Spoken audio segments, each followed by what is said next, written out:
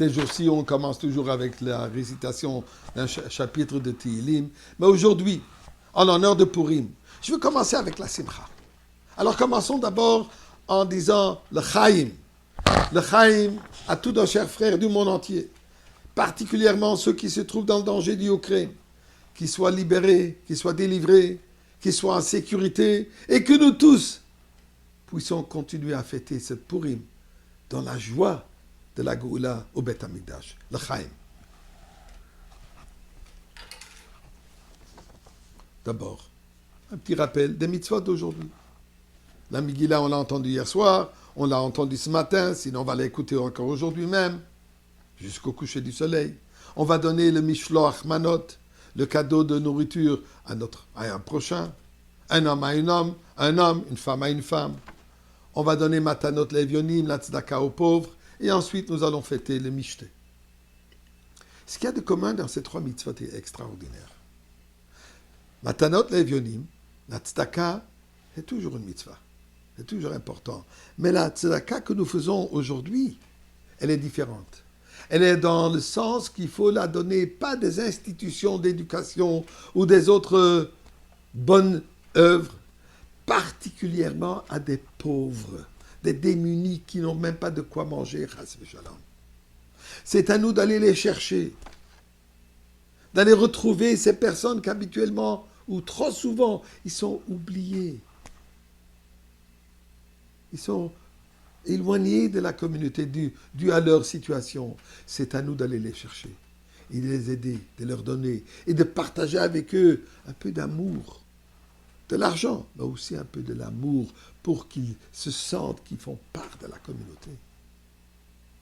Mishloach Manot. Eh bien, écoutez une petite anecdote extraordinaire.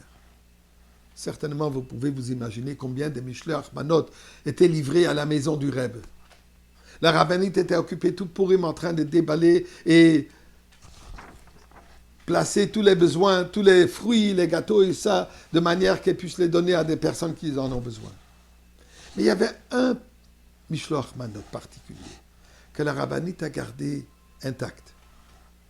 Il l'a gardé de manière que elle puisse le montrer au rabbi quand le rabbi va rentrer pour le Mishte.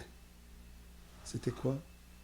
Un petit sac brun, avec une canette de boisson, avec un hamantash, avec une note à l'extérieur. Rebbe and Rebbetzin, I love you, je vous aime. Et le nom de ce petit enfant. Ceci, la rabbinite a voulu montrer au Rebbe. Et en réalité, c'est ça ce qui est symbolique de tout Purim. Cette expression d'amour, d'Avat Israël vers le prochain. Et c'est pour ça qu'on envoie des cadeaux de nourriture pour partager avec le prochain, pour fortifier l'amitié entre nous. Ainsi que le Mishte que nous allons manger, que nous allons célébrer en famille, avec copains, encore pour fortifier, pour souligner l'importance d'Avat Israël. Et comme le Rebbe dit, c'est quoi le masque, c'est quoi le déguisement qu'on porte à Purim pour nous montrer que cette allure extérieure qui est parfois bizarre ou un peu stupide même, okay? Et certains sont agressifs, pour nous dire qu'en réalité ce n'est qu'un déguisement. Mais à l'intérieur de ce déguisement, il y a la beauté du juif qui rayonne. Et c'est ça ce que nous devons aller chercher. Cette intériorité, cette beauté de chaque juif, sans aucune différence, qui, quoi, quand, où. C'est la beauté, c'est la lumière, c'est l'âme de ce juif qui rayonne. Eh bien, en parlant d'Avat Israël, aujourd'hui, effectivement aujourd'hui même, pensez au moment, aux juifs qui se trouvent en Ukraine. Et particulièrement, je vais attirer l'attention sur les shluchim, les émissaires du Rebbe, qui ont quitté l'Ukraine puisqu'ils ont accompagné des centaines et des milliers de personnes pour les amener en sécurité, ainsi que leurs familles. Et ils sont revenus dans leur ville. Kharkov, Odessa et d'autres. Ils sont revenus pourquoi? Pour être présents avec les Juifs de leur communauté, ou de toutes les communautés, avec tous les Juifs. Quel acte d'Avat Israël, de Messirut Nefesh. Purim.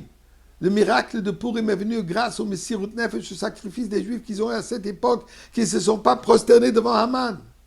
Ces shluchim, ils ne se prosternent pas devant aucun danger. Ils ne se baissent pas. Ils restent debout, fiers, ils agissent, ils actent pour aider le prochain. Avat Israël à l'absolu. Ribbono shel olam.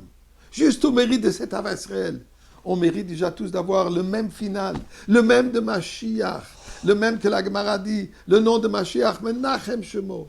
Et nous prions, nous voulons continuer à fêter tout Am Israël ensemble aujourd'hui même, dans le Beth Amikdash, avec Mordechai, avec la joie pure et complète de la Goula.